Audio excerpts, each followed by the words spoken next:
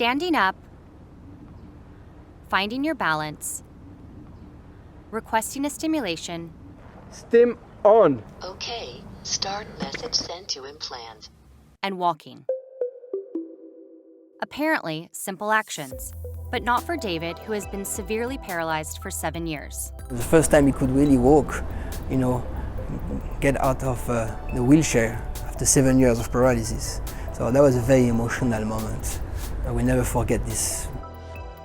This is, I believe, the first time that people who have been paralyzed for several years are now able to walk voluntarily over ground, even outside the laboratory environment. And second, in all our participants, we have seen the recovery of a voluntary control over their paralyzed muscle, despite years of paralysis.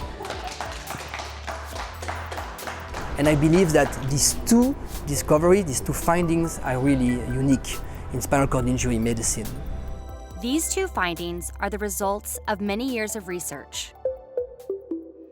In 2012, Dr. Grégoire Courtine and his team found a way to give paralyzed rats the ability to move again. And already all the journey to have the paralyzed rat walking again was incredibly complex and long and difficult. And when we thought about it was the right time to translate this finding in animal models into a clinical application, it felt overwhelming.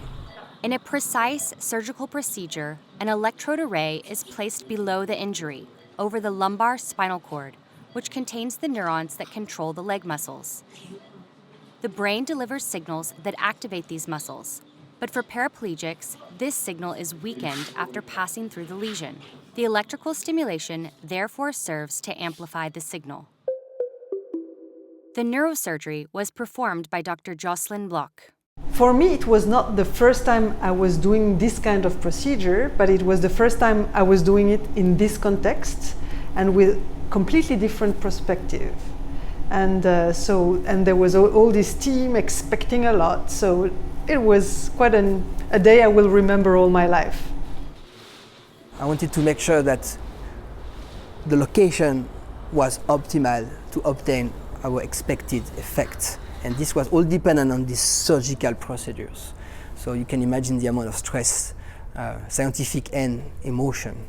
A pulse generator with real-time triggering capabilities is placed below the skin and linked to the electrode array. During rehabilitation, an antenna is taped to his stomach on top of the stimulator. Then they relay the stimulation commands from a computer via an additional wireless antenna. Basically, we have two systems here. We have a cable-based body weight support robot, which is helping the patients to stand.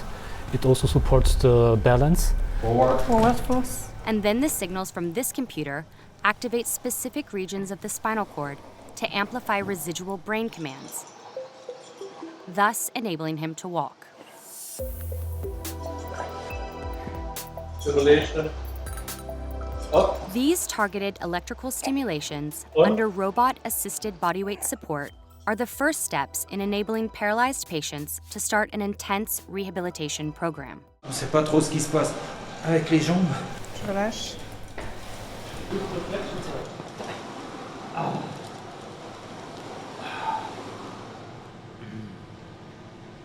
So Sebastian is a very special patient. He is the most severe patient ever implanted with the system, because not only is he paralyzed, which means he has no function in the muscle, but there's also no spasticity. In reality, the results have exceeded the researchers' hope. Patients are slowly regaining the ability to activate their muscles on their own without electrical stimulation. Il y a aussi un meilleur contrôle volontaire qui s'est observé aussi depuis le début. One of the key moments, I would say, was when I started walking hands-free on the treadmill. Yeah. 3 steps. Really letting the bars go and do 1, 2, 3 steps without using my hand was really crazy, because I just couldn't do it before, and it wouldn't work without stimulation. Here, our participants that had been paralyzed for up to 7 years, and yet after 2 months started recovering to have a very small movement, and then every day gets better and better and better. And after several months of training, someone who could not move at all his leg for 7 years, is able to do a full leg extension against the gyration of gravity. This was really unexpected. For me, seeing this without stimulation was really incredible. 3 patients have participated in the study, and they all regained some autonomy. But this is just the beginning. For the next steps for me is to have patients that are probably at an earlier stage of the problems. But there is another gap between one proof of concept and 1,000 patients when it becomes a treatment for everyone.